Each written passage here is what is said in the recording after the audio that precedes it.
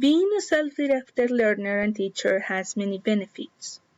Knowledge cited by Sachs and Levin in 2014 defines self-directed learning as a process in which individuals take the initiative, with or without the help of others, of identifying learning needs, formulating learning goals, identifying human and material resources for learning, choosing and implementing appropriate learning strategies, and evaluating learning outcomes. Something that is clear.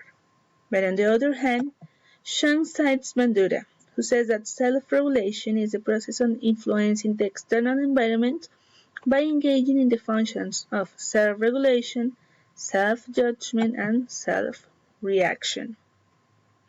Taking into account these definitions, I could realize, analyzing my learning processes, the problems or difficulties that I have.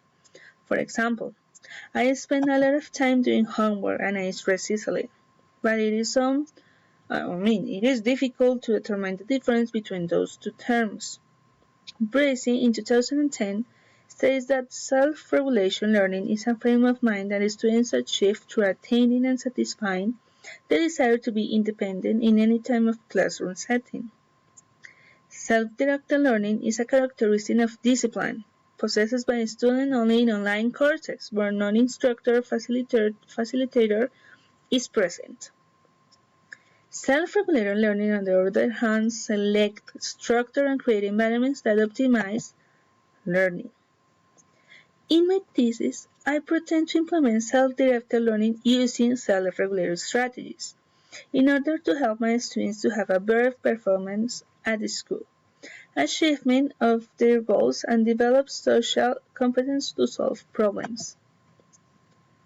Zimmerman proposes 14 self-regulated learning strategies, namely self-regulation, organization and transformation, goal setting and planning, information seeking, record keeping, self-monitoring, environment structuring, giving self-consequences, rehearsing and memorizing, seeking social assistance, and reviewing.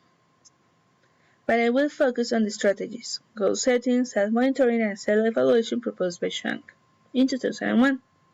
To do this, I will try to find the students' daily needs and interests, and design lesson plans and assignments in a virtual environment in order to take advantage of time. Holidays, who says that autonomy resides in the social worlds of the students, which they bring with them from their lives outside the classroom. And as Benson says that many advocates of autonomy argue that some degree of freedom in learning is required if learners are to develop their autonomy, which is part of my objective in the classroom. Drawing on Bandura's work, Zimmerman defines self-regulated learning as a process whereby students activate and sustain cognitions and behavior systematically, oriented toward the attainment of their learning goals, and the students accept greater responsibility for their achievement outcomes. The objective is that at the end of the intervention, the student could have control of their own learning.